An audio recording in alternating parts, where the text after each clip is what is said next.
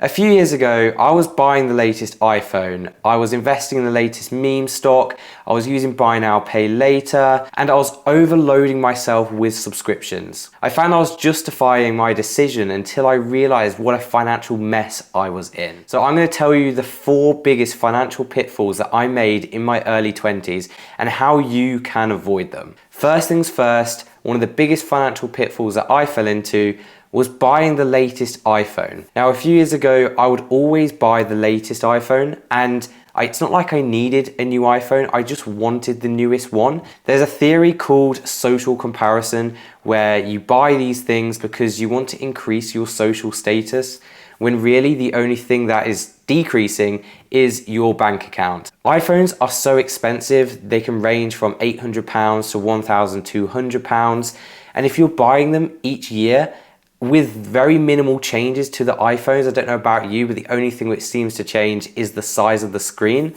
It is a massive waste of money.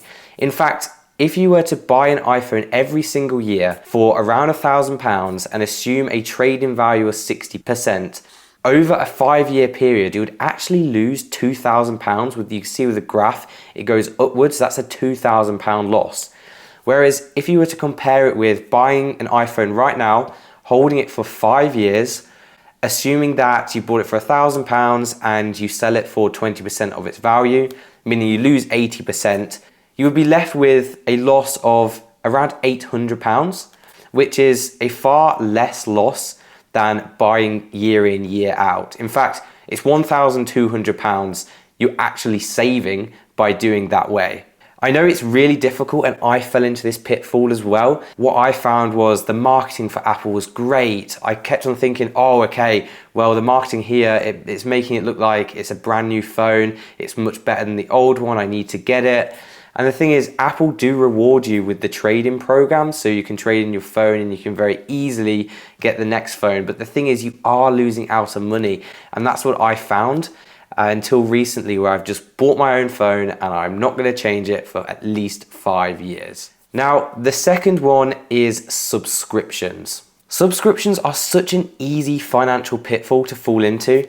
For myself, I have several subscriptions. I have Spotify Premium, I have all of my other streaming services such as Netflix, Disney Plus, Amazon Prime.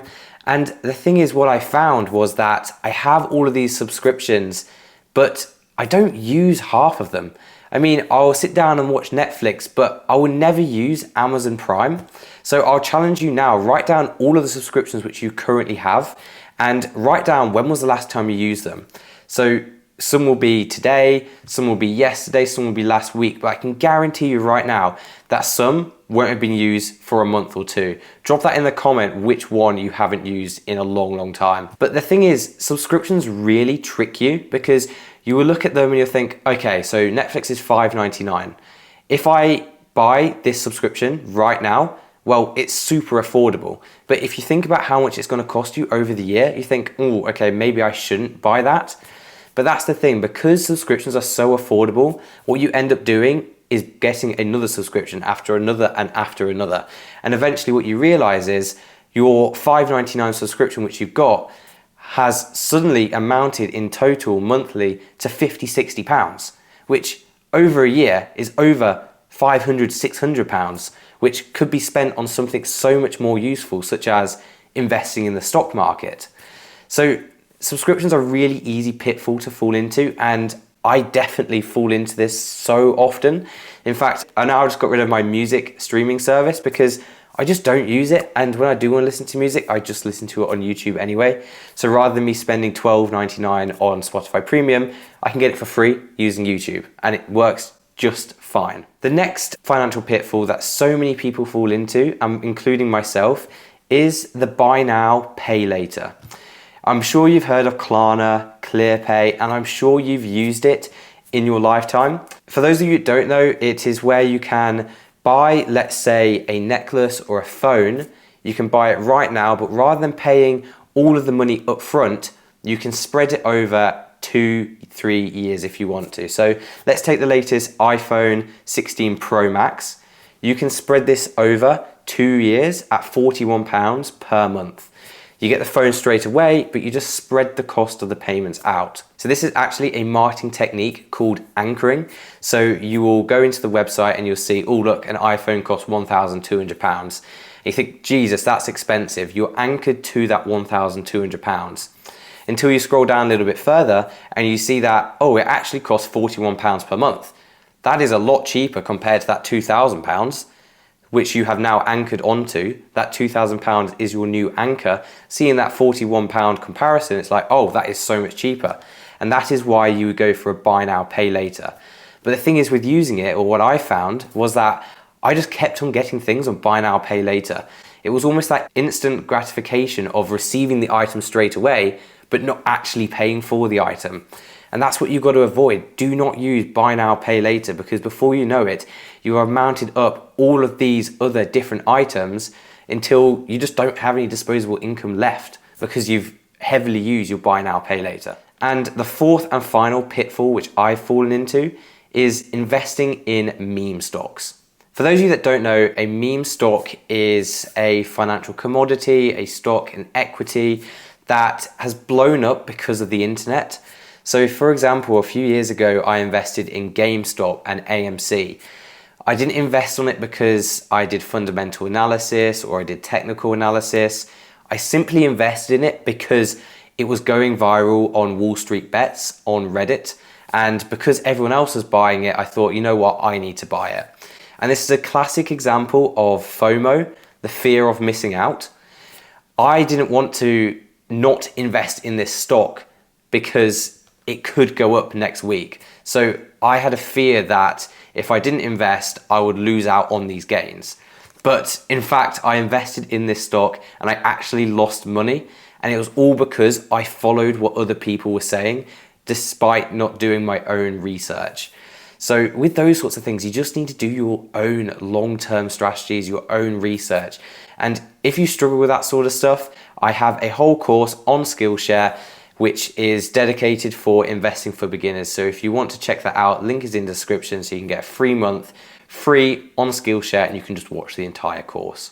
So a few years ago, I realized what sort of mess I was in from falling into these financial pitfalls, which was so easy to fall into. I'm sure so many of you have as well. But what have I done differently? How have I managed to avoid them? Which I think is the main question that you're thinking right now. Well, first of all, when it came to buying new iPhones, I just stopped. I just bought an iPhone and I haven't upgraded since then. It's been around 3 years.